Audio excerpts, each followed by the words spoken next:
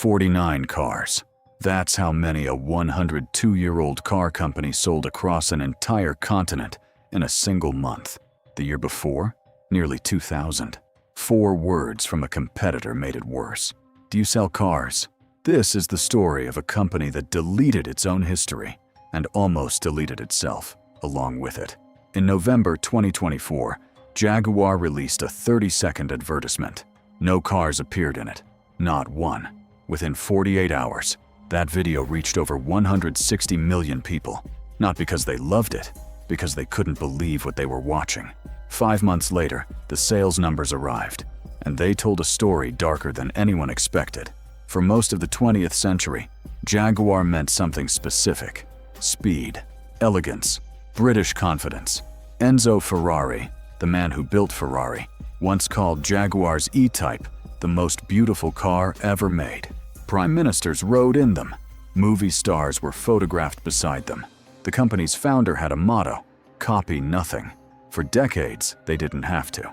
But by 2024, the company that once copied nothing was about to copy a mistake other brands had already made and paid for.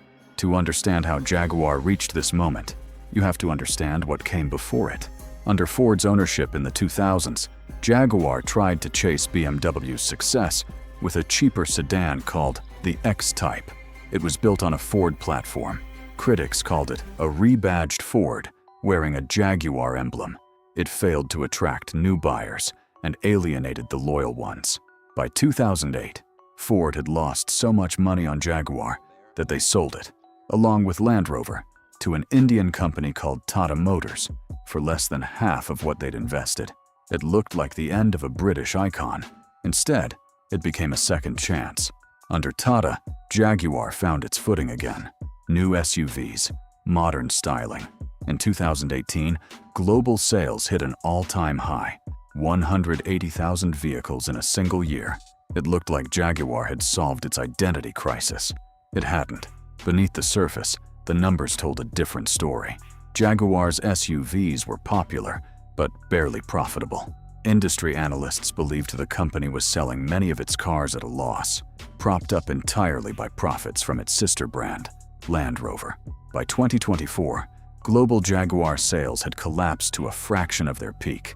The brand was competing against BMW, Mercedes, and Audi in the middle of the luxury market, a fight it was quietly losing every single year.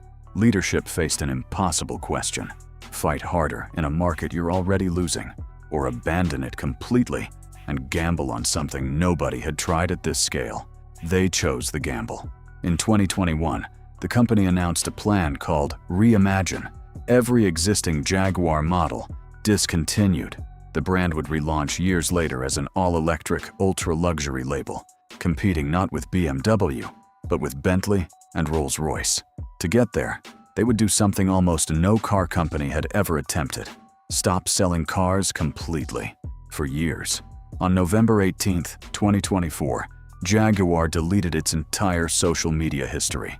Every post, every photo, years of customer interaction, gone. The next day, they revealed what replaced it: a new logo, the century-old leaping cat, removed. New slogans: delete ordinary, live vivid, break molds. And then the advertisement: 30 seconds, bright pink landscapes, models in avant-garde outfits holding sledgehammers. Not a single vehicle. The internet reacted immediately. Tesla's CEO posted 4 words that would define the entire controversy: do you sell cars? A German newspaper polled nearly 18,000 readers. 93% called the rebrand creepy. A British politician predicted the company would go bankrupt. Jaguar's own dealers, the people whose livelihoods depended on customers walking through their doors, had nothing to sell them. No cars, no test drives, just a concept image and a promise. The company insisted this was the plan all along, but a plan and a disaster can look identical, right up until the numbers arrive. In April 2025, those numbers arrived. 49 vehicles sold across all of Europe. The year before, in the same month, 1,961, a 97% collapse. Jaguar had an explanation. They'd intentionally stopped production, so of course there was nothing to sell. It was technically true. But it didn't explain why the company's own research showed something more troubling.